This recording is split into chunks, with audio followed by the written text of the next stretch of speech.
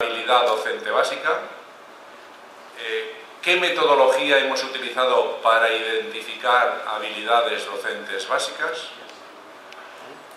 qué vamos a entender por participación, implicación, motivación, y describiré lo que el tiempo me deje, esos 30 minutos, lo que el tiempo me deje. Me gustaría saber a qué hora empiezo, perdón. 43 hasta y 13, y cuarto como mucho, ¿no, Gonzalo? Bueno, pues me levantáis la mano así para esto. Y entonces, en principio tengo preparadas 6 habilidades docentes altamente implicadoras de los alumnos en el aula, o que provocan motivación o que provocan participación. Esta temática de investigación se inició en la década de los 70, se empezó a hablar, pero entonces no se hablaba más que de habilidades docentes dentro del marco teórico que se llamó microenseñanza, y que lo que se buscaba es entrenar por las recién tecnologías de la información y comunicación descubiertas a profesores eficaces. En los años 80-85 no aparece nada, y en la década del 2000 se vuelve de nuevo a encontrar esta temática, pero ya el marco primero, en vez de hablar de habilidades docentes a secas, se habla ya de habilidades docentes básicas. Y el marco no es la microenseñanza, no es la tecnología, sino que es todo el movimiento, que es general, de la llamada enseñanza basada en la evidencia. Igual que hay los tratamientos psicológicos basados en la evidencia, o los tratamientos médicos basados en la evidencia. Obviamente, el abordaje que se hace ahora es mucho más riguroso conceptualmente, operativamente y en el grado de evidencia empírica que se aporta. Bien, se les ha puesto el apellido de habilidades docentes básicas porque se encuentran en la base de lo que en psicología de la instrucción denominamos actividad instruccional presencial. Es decir, en todo el movimiento actual de la enseñanza no presencial, de la enseñanza online, no estarían enmarcadas. Están enmarcadas dentro de la enseñanza presencial para profesores de infantil, profesores de primaria, profesores de secundaria, profesores de universidad. Están en la base de cualquier tipo de actividad instruccional, desde una breve explicación a un breve trabajo, un breve informe, ahí están. Y luego, si hablamos de grandes metodologías de enseñanza, por ejemplo, ahora están muy en boga, al menos en el campo de la salud, la metodología llamada ABP, aprendizaje basado en problemas. Si lo decís en inglés, pues como los ingleses, hablan al revés, dirían PBA, ¿no? Pero nosotros decimos ABP. Bueno, ¿qué es o qué vamos a entender por habilidad docente básica? Pues una secuencia breve de comportamientos del profesor, tan breve que la mayoría de las habilidades docentes básicas lo más que tienen son 3 pasos. Si esto no es breve, en 3 pasos se ejecuta una habilidad docente básica. Y para seleccionarla, para enseñarla luego al futuro profesorado, tienen que demostrar que con ellas, que utilizándolas, los estudiantes aprenden antes, más y mejor. En color rojo tengo reseñado ese tipo de planteamiento. Obviamente, si son muy cortas, 3 pasos, si son muy cortas, es probable que a lo largo de una hora de trabajo o de todo el día de trabajo en la clase de infantil, de primaria, de secundaria o de universidad, pues se repitan muy a menudo. Y por tanto, sería bueno que el profesorado tuviese un dominio consciente, saber el por qué y el para qué debe utilizarlas, el por qué y el para qué debe utilizarlas. Se automatizan fácilmente con la práctica, es decir, te dicen cuáles son los 3 pasos, los ves hacer, pides que lo hagan una y otra vez y es fácil. Si saben el por qué y el para qué, la automatización es fácil.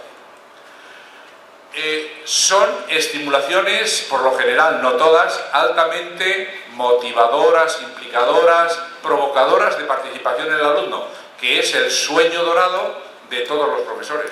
El gran sueño es conseguir que el mayor número de alumnos que yo tengo en mi salón de aula y el mayor tiempo posible, las dos cosas, número y tiempo, pues se impliquen en las tareas que estamos realizando. Las habilidades docentes básicas se adaptan a la naturaleza de los contenidos, o sea que desde las ciencias a las letras y desde el portugués a las matemáticas, se adaptan a la naturaleza de los contenidos, a las características del alumno.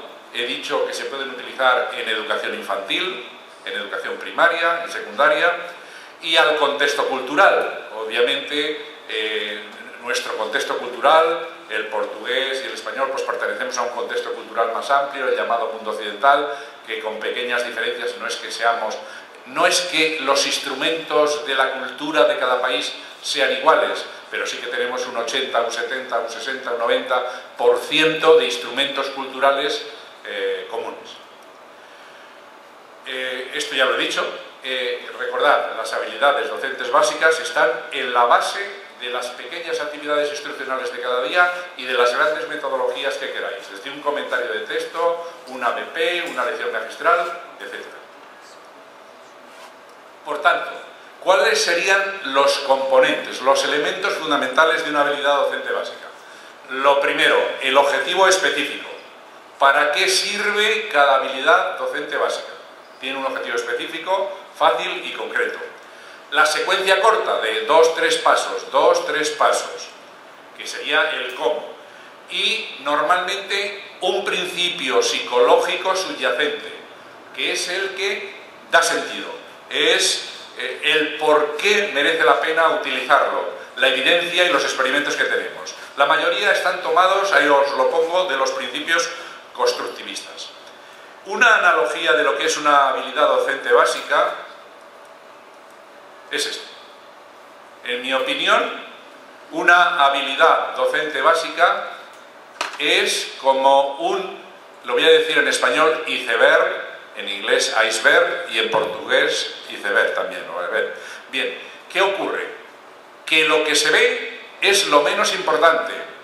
Lo que se ve es lo menos importante, por más que los padres es lo que valoran y los compañeros y los alumnos es lo que valoran. Lo más importante es lo que no se ve, es lo que está debajo de esos 2-3 pasos de la habilidad docente básica, que son el por qué, el para qué, el cuándo, el dónde, y eso es la formación que nosotros tenemos que dar en lo que aquí llamáis institutos de Educasao y en España facultades de Educasao, en la formación del profesorado. Es decir, que saber por qué y para qué, y luego el entrenamiento es fácil. ¿Qué vamos a entender o qué voy a entender por participación, implicación dos alumnos? Habéis visto que hay un portuñol aquí, he hecho mezcla de portugués, no sé si bien o mal, pero está. Bueno, ¿qué hemos entendido por participación? Ahora veréis por qué. Pues es la actividad del estudiante, actividad de los estudiantes, actividad de los alumnos, que directa o indirectamente ayudan al aprendizaje y al desarrollo. Tenemos muy claro, tendréis muy claro, que el buen profesor, el malo también, pero el buen profesor, el profesor eficaz, el profesor eficiente, ayuda a aprender los contenidos de la materia que toque, desde, hemos dicho antes, ciencias, letras, portugués o matemáticas, hasta el desarrollo de las principales habilidades cognitivas. Si el profesor es muy monótono, desarrollará muy pocas habilidades cognitivas. Sin embargo, si es muy diverso, desarrollará más habilidades cognitivas. Por grado, la participación es una cuestión de grado. Si tú mides frecuencia, si tú mides duración, si mides intensidad, son maneras de ver que la participación, la implicación, la motivación es medible, ¿no? Entonces, el grado de participación de los alumnos, perdón, que una habilidad va a conseguir en los alumnos va a depender, como siempre, de la naturaleza de los contenidos, que lo hemos dicho antes, del nivel de conocimiento de los alumnos, de la personalidad del profesor y de la actividad instruccional que se esté realizando.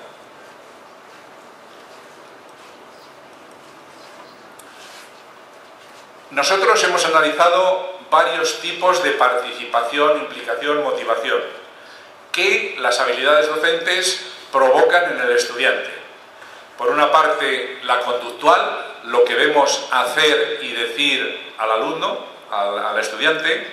Por otra parte, la mental, pruebas que tenemos de cómo procesan la información o de afectos y sentimientos que demuestran.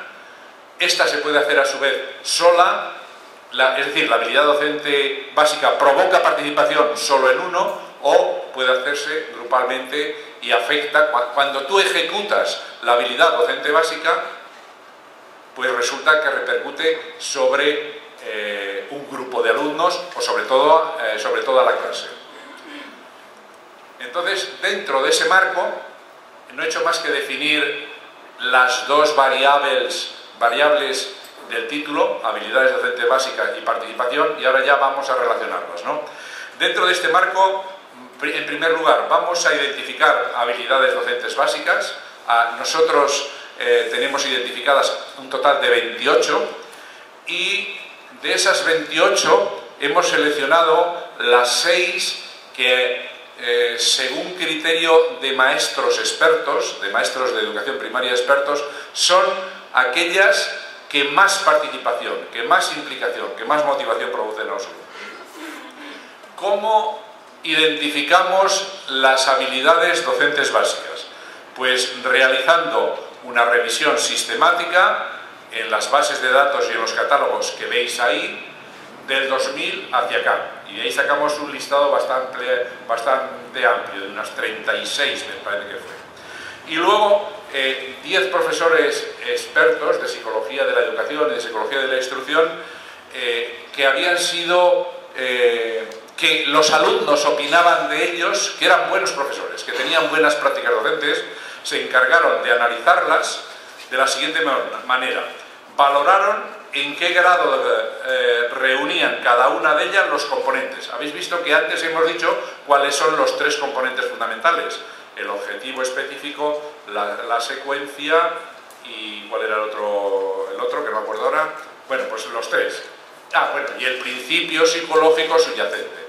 Entonces, de acuerdo con esos 3 criterios, en un grupo de discusión seleccionaron las 28 que pueden verse en este listado.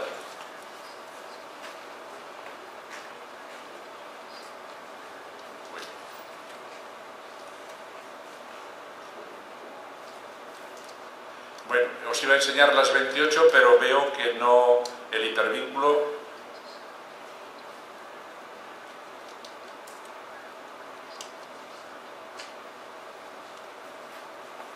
Esto es un hipervínculo. Bueno, era el listado de las 28. Voy a ver si luego lo puedo arreglar.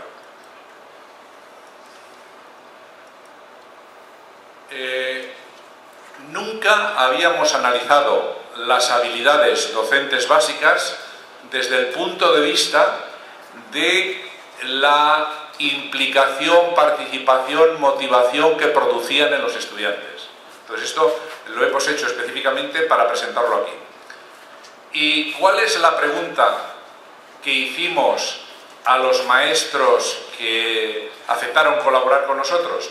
Dice, la pregunta que se les hacía: antes os he dicho 28 habilidades docentes básicas. Pues se les presentó de 2 en 2. O sea, todas fueron comparadas con todas. Y se les pidió cuál de cada pareja, le preguntábamos cuál de cada pareja de habilidades provoca mayor participación conductual, mental, individual y grupal del alumno. Y en discusión, en grupo de discusión, llegábamos a un entendimiento. Maestros de enseñanza primaria lo compararon por pares, que os lo he dicho, y vamos a ver si esta tabla está activa, porque al trasladarlo,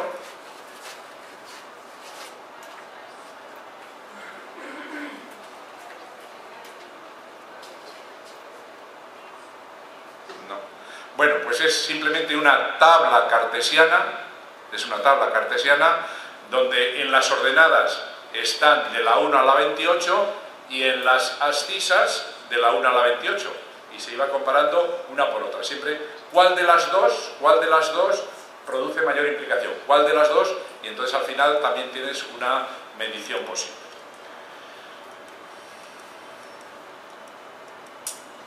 En esa tabla, 1, 2, estas fueron las que mayor puntuación obtuvieron, es decir, en cuanto al grado de implicación que al ejecutarlas el profesor producían en el alumno. Utilizar organizadores gráficos es una habilidad docente básica enormemente provocadora de participación y de implicación en lo que se está trabajando. Hacer preguntas es una habilidad docente básica que hay que enseñar a los futuros profesores. Adecuadamente hechas las preguntas, unas veces solo producen participación o implicación individual, pero también pueden ser de grupo o incluso de todo el aula. El activar esquemas inclusores. Esto suena ya la base clarísima dentro del aprendizaje significativo y de la teoría genética del aprendizaje. La de la ubicación en el aula es una habilidad docente básica que, no sé, pero desde luego cuando yo soy maestro también, y cuando yo estudié de maestro nunca me enseñaron esta habilidad docente básica. ¿Dónde debía de ubicarse el profesor? Y digo que lo mismo ocurre en secundaria y en universidad. El entrenar procedimientos. Los contenidos sabemos que fundamentalmente o son contenidos conceptuales, teóricos, o son procedimentales o son actitudinales. Cuando enseñamos contenidos procedimentales, el saber entrenar procedimientos es una habilidad docente básica. Y luego las llamadas claves instruccionales. Las claves instruccionales son también una habilidad docente básica de 2-3 pasos que en un minuto se ejecutan. Bueno, vamos por la primera. La que salió, en opinión de los maestros que hicieron la valoración, la que mayor grado de implicación produce en los alumnos al utilizarla. Ahí tenéis un poquito los datos que nos dieron, pero yo prefiero ir a más adelante. Los organizadores gráficos, sabéis que son imágenes, dibujos, que ilustran o hacen más concreto, hacen más intuitivos las teorías y los conceptos abstractos.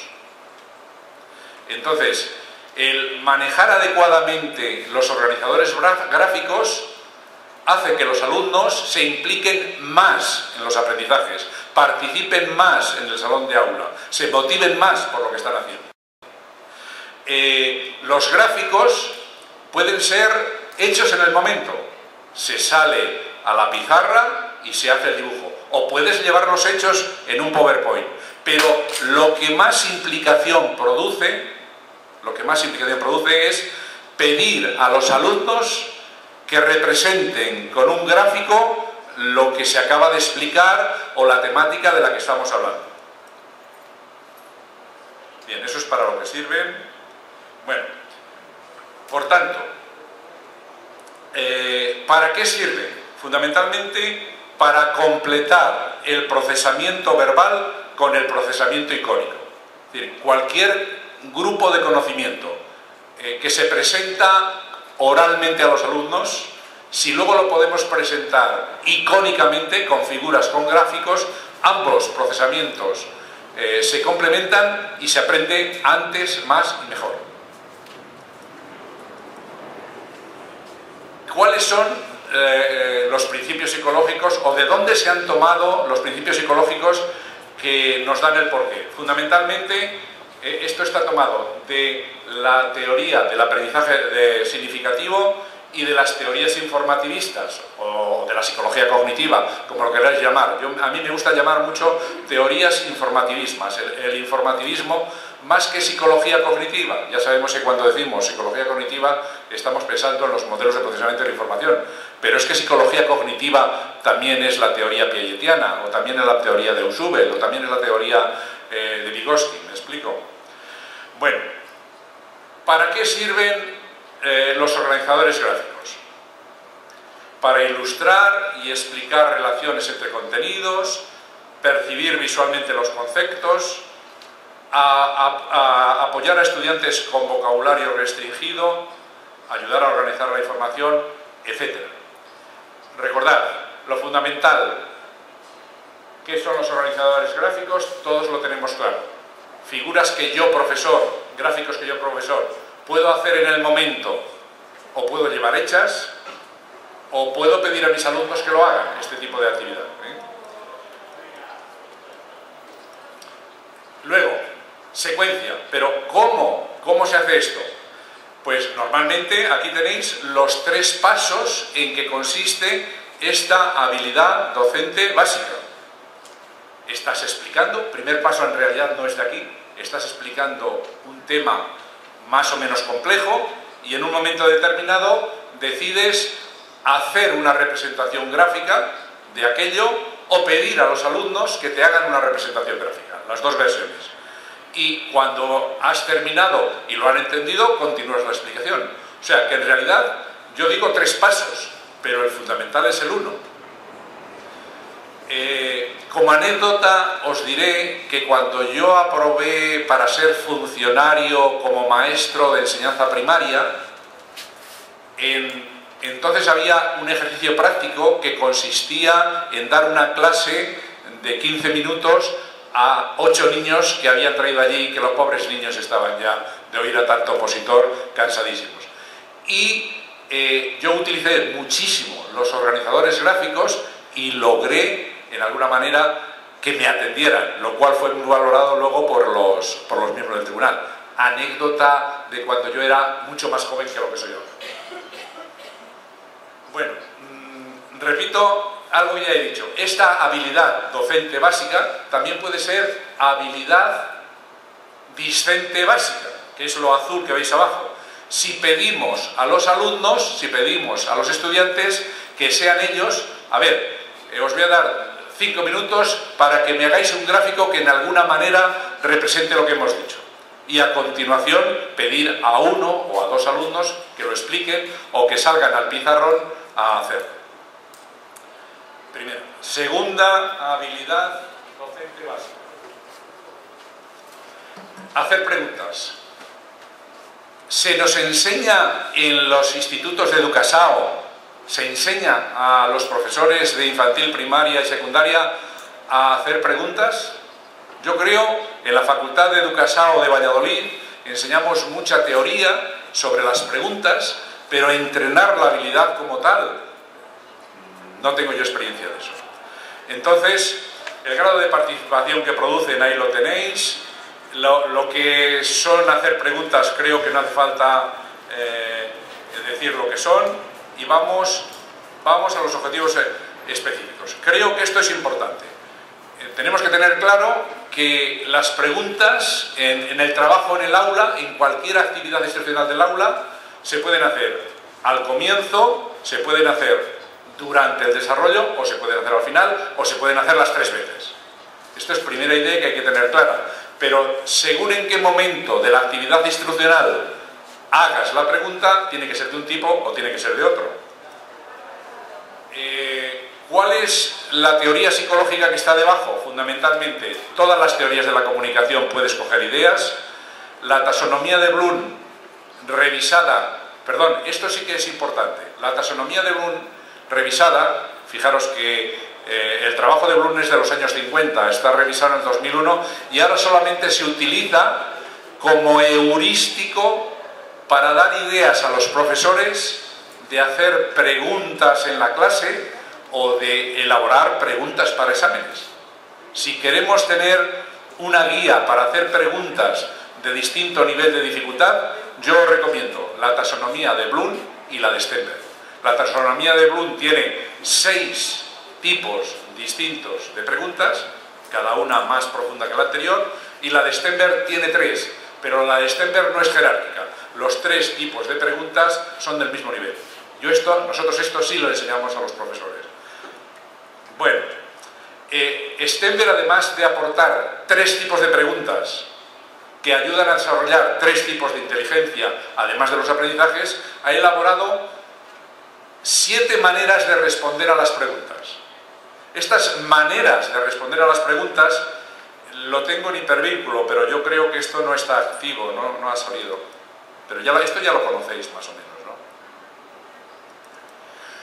Y esas 7 maneras, ojo, los alumnos, el grado mayor de implicación está cuando a los alumnos les pedimos que ellos hagan las preguntas de distinto nivel. Yo eso lo ejercito muchísimo, que aprendan a hacer preguntas de distinto nivel de profundidad, Bloom, o que aprendan a hacer preguntas en horizontal, Stenberg. Y eso, que es útil para el aprendizaje en las escuelas, es útil también para la vida, saber hacer preguntas de distinto nivel de dificultad. Y, por supuesto, saberlas responder. El tercero, bueno, perdonad, me parece, a ver, hay alguna cosa que no está bien. Bueno, falta cómo se hace una pregunta. Sabéis que las preguntas normalmente tienen 3 pasos. Por tanto, algo muy sencillo. Hacer la pregunta, unos segundos de silencio y luego retroalimentar la respuesta, que la podemos retroalimentar con las 7 maneras que nos propone Stenberg o con cualquier otra, pero así de fácil. No nos olvidemos del momento 2. Todos sabemos que si queremos que no nos hagan preguntas, lo mejor que podemos hacer es no guardar silencio. Si yo pregunto algo, tengo que callarme unos segundos. Y si de verdad queréis que os contesten, como aguantéis bien el silencio, al final contestan. Pero bueno, eso va en esa línea. Bueno, ¿qué otras? Ah, bueno, ahí lo tenéis, que antes no sabía. De hacer la pregunta, unos segundos de silencio y decidir. Que esto también lo pueden hacer los alumnos. Bueno, esquemas inclusores.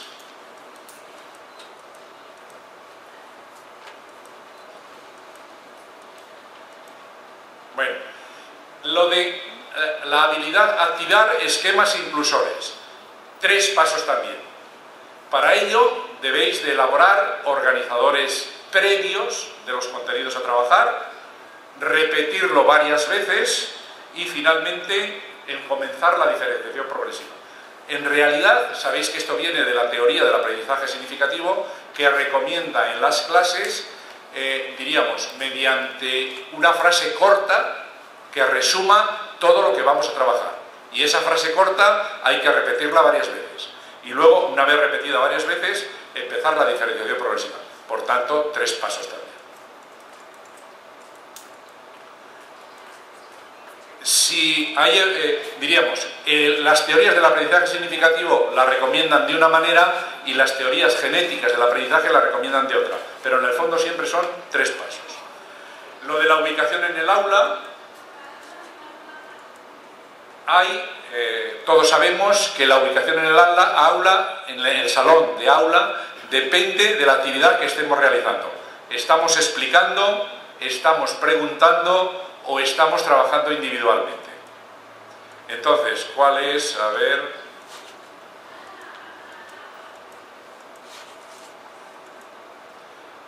Bueno, todo esto saldrá publicado con detalle en el libro, así que perdonadme el que por falta de tiempo vaya como vaya. Vamos a ver. Durante explicaciones, ¿dónde debe ubicarse el profesor? Pues todos sabemos que delante del aula y siempre mirando a los alumnos para interaccionar con ellos. Así que el profesor que pasea así explicando lo está haciendo muy mal.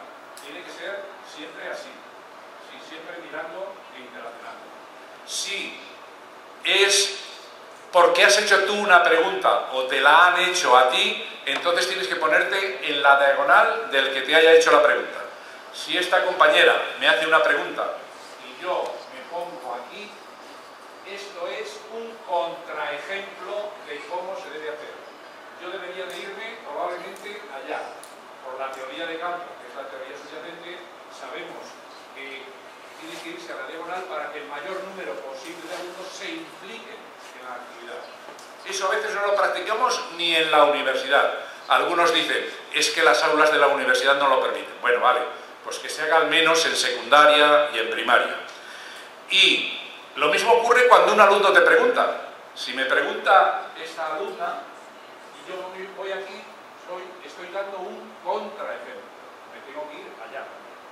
O si lo hace el profesor que le quiero Veiga, me tendría que ir allá. Pero si me quedo aquí, rápidamente la implicación será de él y mía. Pero desde luego, los demás, ninguno se sentiría implicado. Y estamos trabajando implicación. Y cuando los alumnos están trabajando, en secundaria, en primaria, pues entonces lo que tiene que hacer el profesor es precisamente desplazarse entre ellos, pues para observar, asesorar, ayudar, responder. Entrenar procedimientos. Voy solamente a la habilidad docente básica, a lo que veíamos del iceberg. Lo importante es todo lo demás, pero voy directamente al iceberg. Este es el procedimiento que repetidamente, estos 4 pasos, es el procedimiento que repetidamente funciona bien para ayudar a los alumnos a automatizar procedimientos. Primero informar de lo que se va a hacer, de lo que es, de para qué sirve. Luego el profesor, el maestro, lo ilustra para que lo vean y luego se pide a los alumnos o al alumno que lo practique una y otra vez retroalimentando. Y la última, bueno, vamos a ver, idea, ¿a qué llamamos claves instruccionales? No sé cómo se dirá en Portugal, claves instruccionales. Son informaciones breves. Las claves instruccionales son informaciones breves que no tienen nada que ver, o muy poco, con lo que estamos trabajando, pero que gustan a los alumnos y diríamos tienen muchísima utilidad porque eso ayuda a descansar los mecanismos atencionales y además se producen condicionamientos clásicos con los contenidos. Las 3 que nosotros más hemos trabajado y que funcionan mejor son las que veis al final, los llamados breviarios culturales, los llamados estímulos humorísticos y las llamadas anécdotas. Todos los profesores de todos los niveles cuentan anécdotas a propósito de temas que están trabajando. Todos los profesores, diríamos, de vez en cuando hacen un pequeño breviario cultural. A propósito, están en matemáticas, pero les hablan de cuando Felipe II tuvo que venir a ser rey de Portugal, lo que ocurrió ahí en el monasterio de los templarios que tenéis vosotros. No sé cómo se llama la ciudad. Eso, Tomai, sí, eso es. Bueno, me explico. Y cualquiera, o sea que cualquier breviario histórico, político, ahora nosotros tenemos breviarios políticos, yo por lo menos en mis clases, con la problemática que tenemos, todas. Entonces esto a los alumnos les deja descansar. Y luego los estímulos humorísticos. No he dicho los chistes, he dicho estímulos humorísticos. Un comentario, una ironía, a veces un sarcasmo, algo que haga sonreír, que haga funcionar el sentido del humor de nuestros alumnos. Esos son lo que se llaman claves instruccionales, muy útiles para aprender y muy útiles por condicionamiento clásico para recuperar. Como detalle, diría que si se abusa, me parece que lo tengo puesto en algún sitio, si se utilizan mucho, los alumnos se lo pasan maravillosamente en clase con el maestro, pero no se avanza ni en el aprendizaje ni en el desarrollo cognitivo. Si se utilizan poco o nada, te conviertes en un profesor peñazo, decimos allí, cuadriculado, cúbico, inaguantable, el clima de la clase baja, por tanto el rendimiento baja, etc. Entonces, en el medio, en Castilla, decimos en el medio está la virtud. Somos muy católicos, algunos. Bueno, ¿y cuáles son los 3 pasos de aplicar cualquiera de las 3? Normalmente una palabrita, a propósito. Bueno, a propósito, pues, y cuentas una anécdota, o cuentas un breviario cultural, o haces una ironía. Y una vez hecho eso, automáticamente yo utilizo mucho el decir, ¿y dónde estábamos? A veces la clave, en vez de ocupar 1 o un par de minutos, ocupa más. Y si te descuidas, te vas del tema. Yo a veces me voy del tema y no sé dónde estaba, pero a veces sé dónde estaba, pero me hago el loco y pregunto a los alumnos, ¿dónde estábamos? ¿Pero por qué he contado yo esto? Y es una manera también de saber si están siguiendo la actividad que estamos realizando. Mirad a ver si he cumplido con mi palabra. Está en portuñol.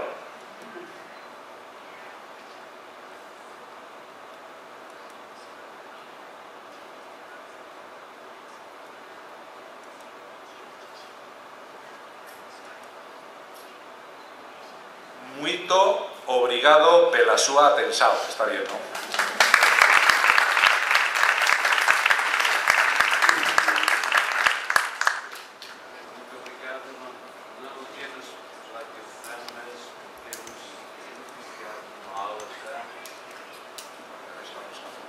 Extraordinário de método de trabalho, de pedagogia e de docência.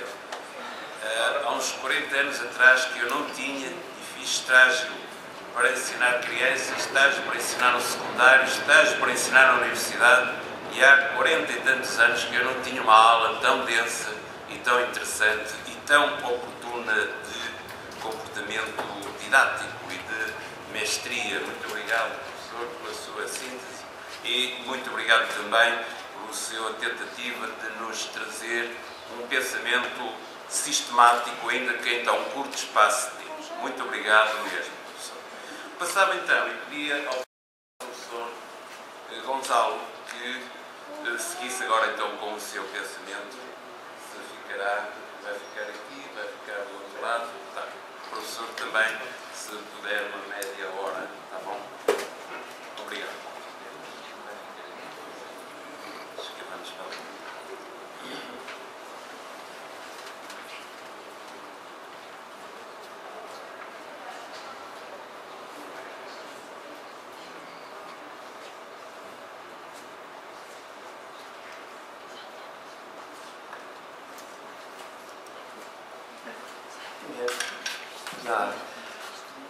Buenas tardes. Pues muy agradecido, muchísimas gracias al profesor Feliciano Enríquez Veiga por invitarme a participar en este congreso. Tengo que decirles a ustedes que yo a Portugal vengo muchas veces, llevo 30 años viniendo a Portugal, pero no hablo portugués, pero yo llevo a Portugal en el corazón, así que soy un poquito hispano-portugués. Pero no hablo el portugués, que es lo que tendría que hacer, y pido disculpas y lo lamento muchísimo. También hace 30 años conozco al profesor Feliciano Enríquez Veiga, con lo cual pues, tengo muchísimos amigos en las universidades y también en el mundo social en Portugal, con lo cual pues, el que se me haya invitado a participar tiene una doble connotación. Una es la parte más afectiva, es que te encuentras con los amigos, y la otra parte es la parte social, que también te encuentras con los amigos, aunque no sean universitarios. Y luego tengo la gran suerte de encontrarme con ustedes, que no deja de ser un placer y que espero que a partir de ahora pues, podamos gozar también de una buena amistad. La sesión mía de hoy, después de estos agradecimientos, voy a exponerles brevemente en qué va a consistir. Yo creo que la excelente conferencia o el excelente tiempo que hemos estado compartiendo con el profesor Román, yo creo que incide muy directamente en el mundo interior de nuestros alumnos y indirectamente también en el mundo social. Yo voy a incidir fundamentalmente en el mundo social para después atribuir de alguna manera lo que ahí sucede al comportamiento de los alumnos, tanto social como cognitivamente hablando.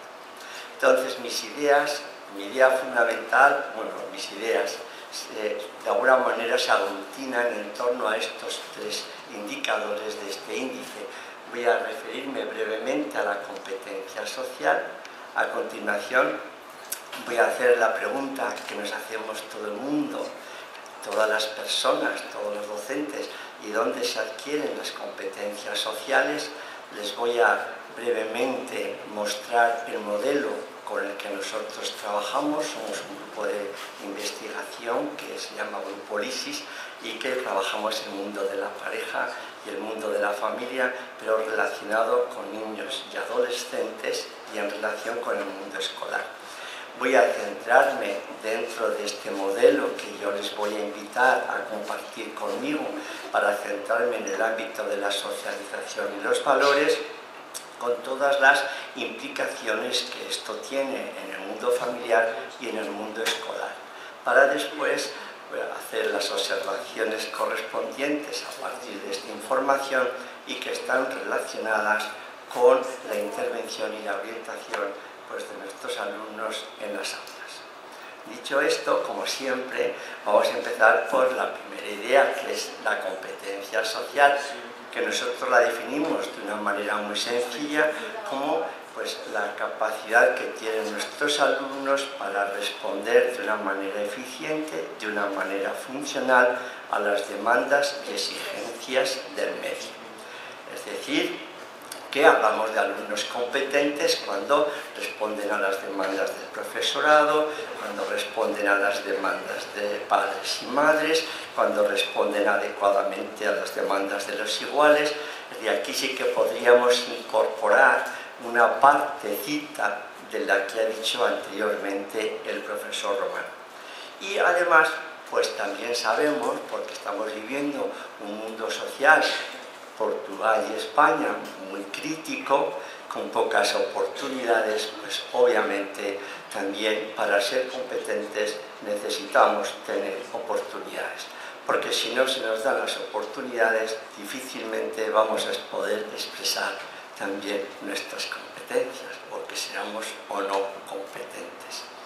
La idea ahora, la pregunta, no quiero introducirme, aquí hay mucha polémica, ustedes ya saben, con el concepto de competencia, pero voy a intentar responder a esta pregunta. ¿Dónde se adquieren fundamentalmente estas competencias? Y obviamente siempre nos vamos a remitir en el mundo de la familia. Y ahí me voy a centrar muy brevemente. Aquí les voy a expresar un poco nuestro modelo, el modelo del que partimos. La idea, como ustedes ya saben, que la vida de familia, la vida de pareja, no es un mundo maravilloso, no es un mundo idílico, no es un mundo como nos cuentan las películas y las postales y las fotografías bucólicas, ¿no? La familia y la pareja es un mundo con muchas luces y sombras que llamamos dificultades, llamamos, si ustedes quieren, acontecimientos vitales estresantes. Yo prefiero llamarlo dificultades, que en las dificultades añadimos los desencuentros, los problemas en la relación y también todos esos problemas que están vinculados a nuestro propio ciclo vital y que tienen que ver con las enfermedades, la muerte de los seres queridos, etc. De tal manera que, como ustedes ya ven en la gráfica, la situación antecedente me lleva a una situación consecuente, que es lo que metodológicamente llamamos el efecto directo. Es decir, cuanto más dificultades tenemos en nuestra vida de pareja y en la familia, ya sabemos que nuestra felicidad, nuestra satisfacción con la vida es menor. Es decir, cuanto más, menos. Cuanto más dificultades, cuantos más acontecimientos vitales, es sentido común, evidentemente menos felices somos y menos satisfacción con la vida tenemos. La pregunta siguiente, como ven ustedes, esto se llama el efecto directo y este es el modelo de estrés con el que venimos trabajando durante 15 años. Y lo que intentamos no es descubrir esto, lo que llamamos efecto directo porque es de sentido común, sino lo que aparece entre la situación antecedente y la situación consecuente. Es decir, lo que aparece entre dificultades en la vida de la pareja y la vida de familia y el ajuste, la satisfacción con la vida, la felicidad, los conceptos que ustedes quieran utilizar íntimamente relacionados con estos conceptos. Y eso que les voy a mostrar ahora es lo que se llama metodológicamente el efecto de amortiguación, el efecto de mediación. ¿Y qué responde a esta pregunta? ¿Cómo es posible que la mayor parte de las parejas y las familias, teniendo las mismas o parecidas dificultades, tengan respuestas tan sumamente distintas a esos acontecimientos o a esas dificultades? Esta es la pregunta que ahora nos hacemos. Y la respuesta, supuestamente al menos, es lo que aparece entre la situación antecedente y la situación consecuente, y que es el funcionamiento de la vida de pareja y la vida de familia. Y no es más que esto, este efecto de mediación, esto que llamamos aquí efecto de amortiguación, es esto. Es el funcionamiento de la pareja y de la familia. Brevemente, y ustedes ya saben muy bien también, porque saben igual que yo, o más que yo, cuando hablamos de funcionamiento en la vida de pareja y en la vida de familia, siempre estamos haciendo alusión a estas tres grandes dimensiones que son las que definen esa calidad.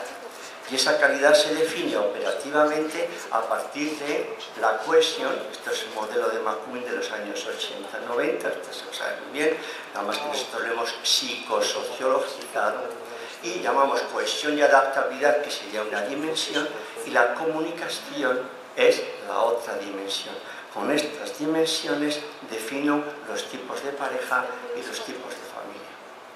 ¿Qué sucede? Pues así podemos hablar de 4 tipos de pareja o 4 tipos de familia, solamente en función de estas dimensiones que son pues muy relevantes y empíricamente creo que muy significativas. Y estos 4 tipos de familia, estos 4 tipos de pareja son los que ustedes ya ven aquí, que son las familias resistentes. Hoy se les llaman familias resilientes, también se les llaman familias empoderadas, familias fortalecidas. En el otro extremo, como ven ustedes aquí, serían las parejas o familias, porque evaluamos las dos cosas, las familias frágiles, que tienen una gran debilidad o muy pocos recursos, son las familias muy poco resilientes, muy poco empoderadas, y en los términos medios pues son las familias pues más o menos de recursos medios moderados o medianamente resilientes, que es lo que en el modelo clásico se llaman familias o parejas unidas y flexibles. De tal manera que ya tenemos, a partir de estas importantes dimensiones, ya tenemos los tipos de familia y tipos de pareja que en función de sus recursos sabemos si son contextos de fortalecimiento, de empoderamiento o no. Entonces tendríamos que hablar necesariamente, en este caso concreto, de sus efectos o de sus implicaciones, para lo cual me van a permitir que les diga qué otros aspectos están fundamentalmente comprometidos en este tipo de familias o de parejas. Y vean ustedes simplemente algo que ustedes ya saben y voy ya deprisa. Vean que en las familias, por ejemplo, resistentes, lo que es predominante son estilos de socialización positivos. Son estilos autoritativos, democráticos, los estilos indulgentes. Y en el otro extremo, que son las familias con pocos recursos o poco resilientes, que son las que nos encontramos aquí, pues lo que predominan son estilos de socialización más negligentes y más autoritarios. Luego en los términos medios pues nos encontramos un poquito más de dosis de estilos negligentes o de estilos autoritarios. La idea empírica está suficientemente constatado, luego al final les daré nuestra página web para que ustedes yo sé que también tienen esta información por su propia experiencia. Sí que tendríamos que hablar de que los niños y adolescentes más competentes están en aquellas familias que llamamos resilientes, en las familias resistentes, en las familias con altos recursos, y que los niños con más dificultades de integración en la escuela, fundamentalmente, son hijos que proceden de familias fundamentalmente frágiles o muy poco resilientes. donde la socialización es pobre o muy fundamentada en estilos poco funcionales. En este caso, pues es el estilo autoritario y el estilo negligente. Dicho esto, aquí nos encontramos ahora con lo que podríamos denominar los grandes predictores del ajuste de nuestros hijos e hijas adolescentes. Y el primer gran predictor está en el funcionamiento de la familia y de la pareja. Es el mejor predictor. Y ahora vamos a ver por qué decimos que es el mejor predictor y lo voy a demostrar un poquito más empíricamente. Es importante que lo tengamos esto en cuenta, sobre todo porque cuando hablamos de las prácticas de socialización en las relaciones de padres y madres e hijos e hijas, normalmente no hacemos referencia al funcionamiento en la vida de la pareja. Y hoy ya sabemos que las relaciones con los hijos está fundamentalmente determinada por la calidad de vida en la pareja. Antes no lo sabíamos, hoy sí que lo sabemos, con lo cual, cuando alguno de nuestros hijos tiene problemas, lo primero que tenemos que decir a los padres es ¿qué tal funcionáis como pareja en caso de que exista? Esa sería la primera pregunta. Y después pues, ya vendrían las correspondientes sugerencias u orientaciones. Bien, dicho esto, este es el modelo final, y esto es después de la primera y la segunda, ya lo ponemos en medio y ya lo dejamos, y este es nuestro modelo. Este es un modelo de comprensión, es un modelo ecosistémico de entender las relaciones familiares con las relaciones escolares y las relaciones comunitarias. Aquí ya incorporamos todas las dimensiones. Esta es la parte antecedente, esta es la parte consecuente que antes les mostraba, y esta es la parte intermedia, que es el amortiguador, el gran amortiguador, aquello que hace que, o aquello que nos permite responder a esa pregunta que antes les hacía: ¿por qué y cómo es posible que personas con los mismos o similares problemas tengan respuestas tan distintas en términos de ajuste, satisfacción con la vida o de felicidad? Como ven ustedes en el modelo, también he incluido los tipos de amar y evidentemente los estilos de apego. Pero no insisto sobre esto porque sé que ustedes se lo saben. Un aspecto muy breve, que ya lo he comentado, integrado dentro del modelo no se puede entender hoy la socialización sin el funcionamiento, es hablar de la socialización. Y brevemente, lo único que quiero recordarles, como ya he hablado de la socialización, es cómo hemos incorporado la socialización en el funcionamiento de la vida de la pareja y de la vida de la familia. Es la única manera de entender este proceso. Entonces, cuando hablamos de la socialización, hablamos del desarrollo de una conciencia, indudablemente. También hablamos del tema de la ejecución y la preparación de roles y, desde luego, aquello por lo que vale la pena luchar, el significado de las cosas, como dicen muy bien los interaccionistas simbólicos. Aquello por lo que vale la pena luchar, aquello por lo que vale la pena sacrificarse. Este es un componente muy importante de la socialización. Y recordar simplemente que cuando hablamos de la socialización, la hemos incorporado sobre todo a la socialización más funcional en los contextos familiares más funcionales, que son las familias que hemos dicho antes, de rango medio o familias de recursos medios o moderados, y las familias resilientes, resistentes o como queramos llamarlo, y nunca, desde luego, en las familias frágiles. Relacionado con la socialización y la familia, nos encontramos con el mundo de los valores, y hablar del mundo de los valores es hablar de nuestro mundo interior, indudablemente, porque ustedes ya saben también que los valores están íntimamente relacionados con nuestras conductas.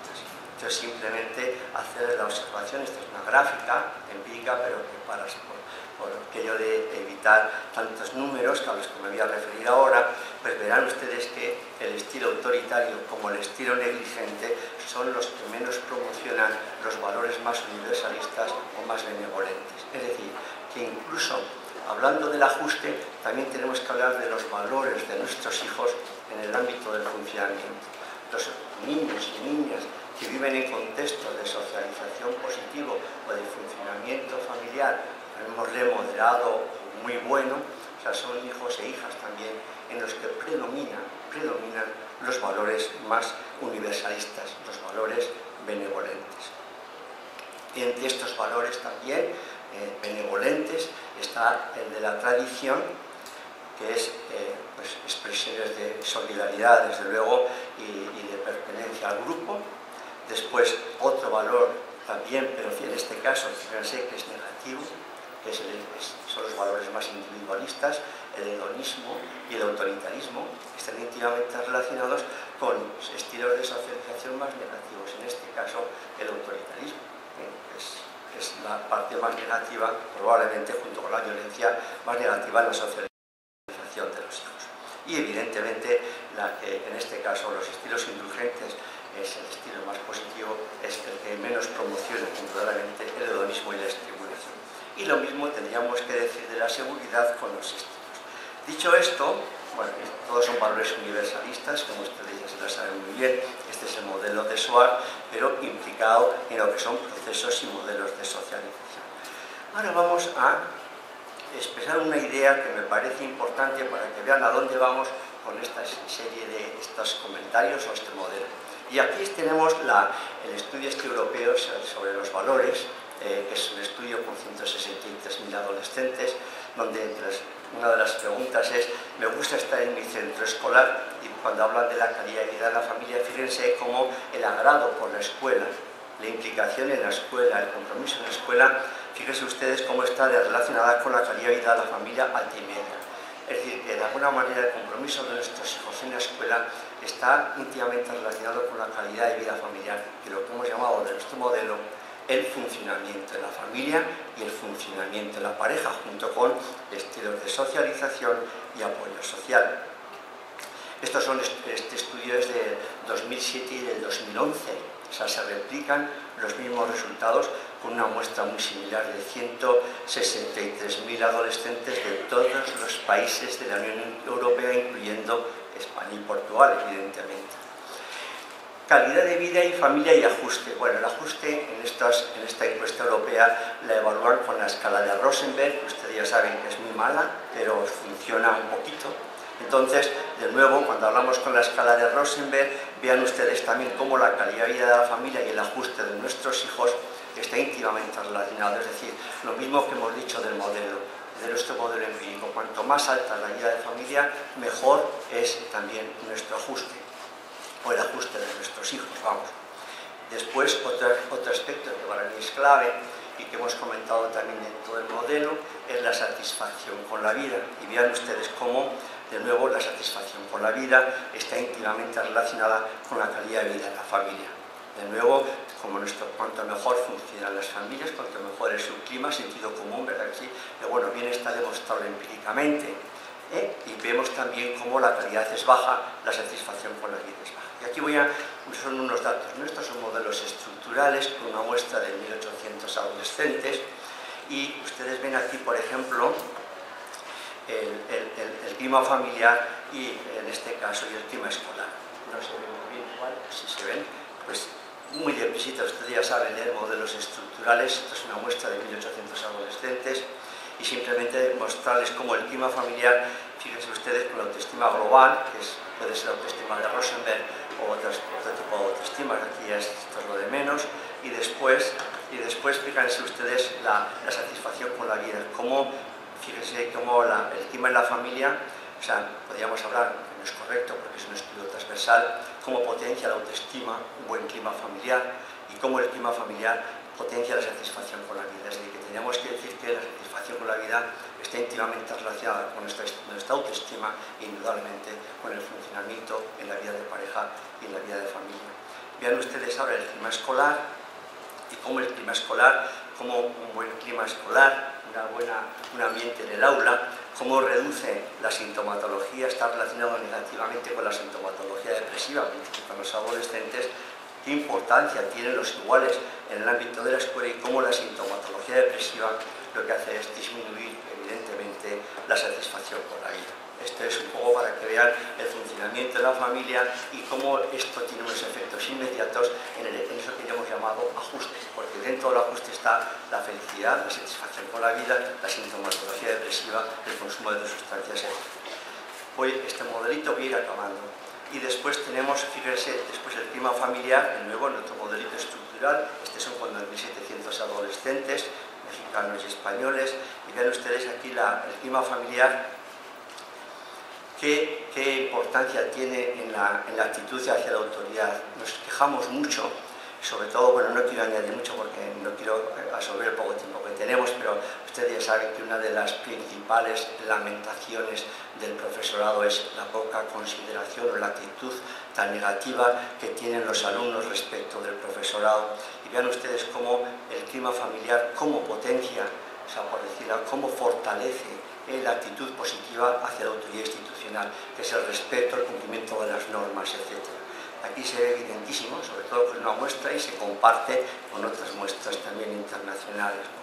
Y cómo la actitud positiva hacia la autoridad institucional, cómo incrementa el clima en el aula. Aquí es donde incorporaría también algunas ideas que antes comentaba el profesor Román. Pero yo siempre digo, pues todo eso está muy bien, pero a ver cómo creamos ese ambiente en el aula que genere o que pueda generar esa relación del profesor y también del alumnado, ¿no? Entonces, probablemente esto es complementario de la parte social, de esa parte más interna y más comunicativa, más institucional que antes comentaba el profesor Román. Y después, vean ustedes cómo el clima escolar, si lo que hace es también seguir buen clima, disminuye mucho las conductas violentas en el aula, que es un problema, parece que cada vez se está generalizando más, es el problema de la victimización, el problema del bullying. O sea, que veamos también cómo muchas veces, dónde tenemos que ubicar nuestras responsabilidades, pues en la familia, pues como siempre decimos, es en la escuela, pero ¿en qué ámbitos? Pues probablemente en los climas, ¿no? En los climas.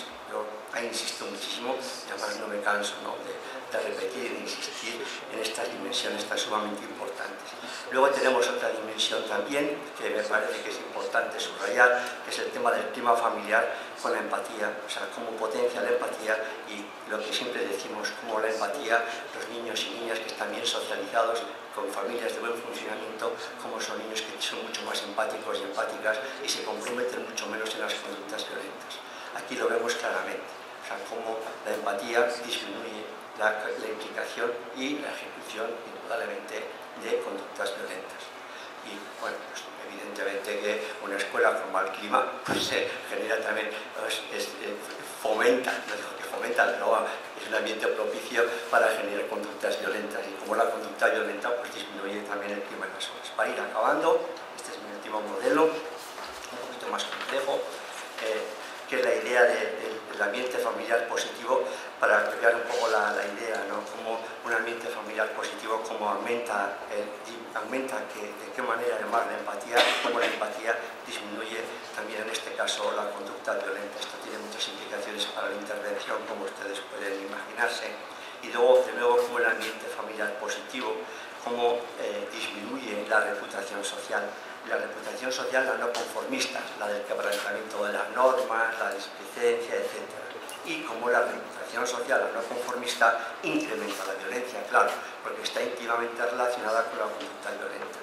Y después el ambiente positivo de la clase, como el ambiente positivo de la clase, de nuevo, fíjense cómo disminuye la reputación social, la no conformista, y esta a su vez incrementa la conducta violenta. Bien, dicho esto, pues este ya sería pero no sé si exponerlo porque me parece que estamos acabando, pero es para demostrarles cómo cuando hablamos de la vida de pareja, o sea, cómo las relaciones de pareja también están afectando el mundo de relaciones de la familia con los hijos, ¿no? Y aquí lo vemos cuando el conflicto marital, cómo disminuye el apoyo del padre y de la madre hacia los hijos. La idea es muy buena, ¿no?, porque de alguna manera sabemos que es por expresarles un poco el modelo que les he expuesto al principio, ¿no? Y digo, cuando la familia no funciona bien, cuando la familia hay un estrés que no lo pueden controlar, como es un desacuerdo emocional o afectivo en la vida de pareja, pues si ese es permanente acaba por agotar todos los recursos. Ustedes ya saben, cuando estén dificultades de pareja, que esa dificultad agota sus recursos. Y esos recursos, a su vez,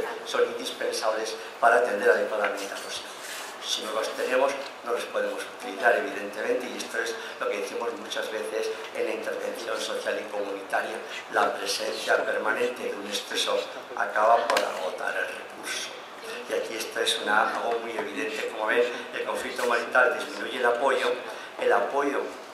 Sabemos que el apoyo es indispensable para la relación de nuestros alumnos, de nuestros hijos, es en el ámbito de la autoestima, tanto el apoyo del padre como el apoyo de la madre. Y sabemos a su vez cómo el apoyo del padre y de la madre disminuye la conducta violenta. Aquí sí que encontramos con familias que tienen muchos problemas de organización interna, encontramos mucho más violencia, porque también hay mucho menos apoyo. Y a su vez, como vemos, como la autoestima, que a su vez se ve apoyada por el apoyo del padre, miren ustedes el apoyo de la madre, evidentemente, cómo en este caso se incrementa y de qué manera el ajuste en las escuelas. Es decir, el buen ambiente en la escuela, su unificación. Bien, dicho esto, que para que vean lo que les comentaba antes, ¿no? Que hablamos del funcionamiento de la familia, pero más importante inicialmente es hablar del funcionamiento de la vida de la pareja. Sobre todo porque la socialización y las relaciones con los hijos están íntimamente relacionadas con los recursos que activan o son capaces de activar padres y madres.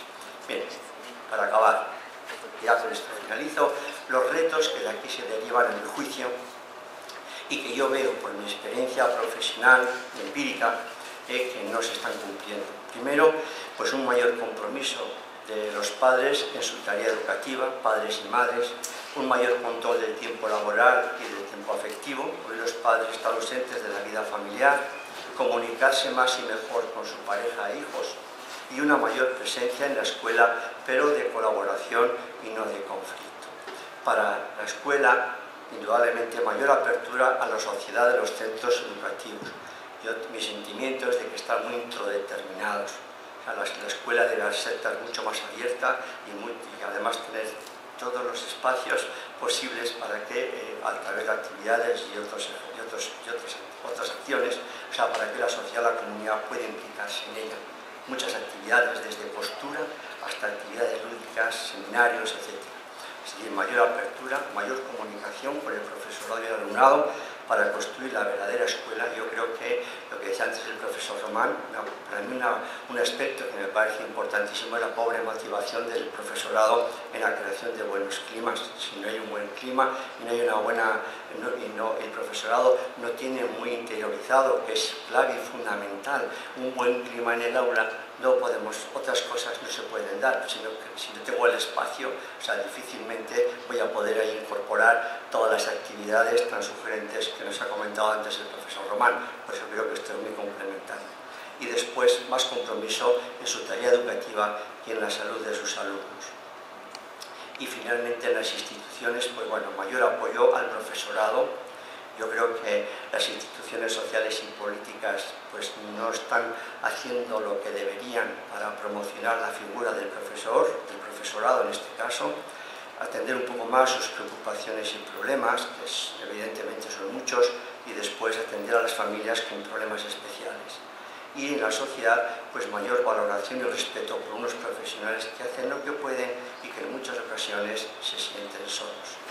Y finalmente ya, formar ciudadanos competentes, por acabar con la idea inicial, significa no solo enseñar un conjunto de conocimientos y valores propios de una comunidad democrática, sino organizar el centro y la vida en el aula con procesos, diálogo, debate, toma de decisiones colegiada, en los que la participación activa en la resolución de los problemas de la vida en común contribuya a crear los correspondientes hábitos y virtudes ciudadanas. Es la configuración del centro escolar como un grupo que comparte normas y valores, la que genera una genuina educación cívica. Y esto, aparentemente tan sencillo, solo se consigue con una verdadera y sentida participación familiar y, evidentemente, también de toda la ciudadanía. Como dice aquel proverbio africano, para educar a un niño se necesita la tribu entera. Y nada más, con esto he acabado. Muchísimas gracias.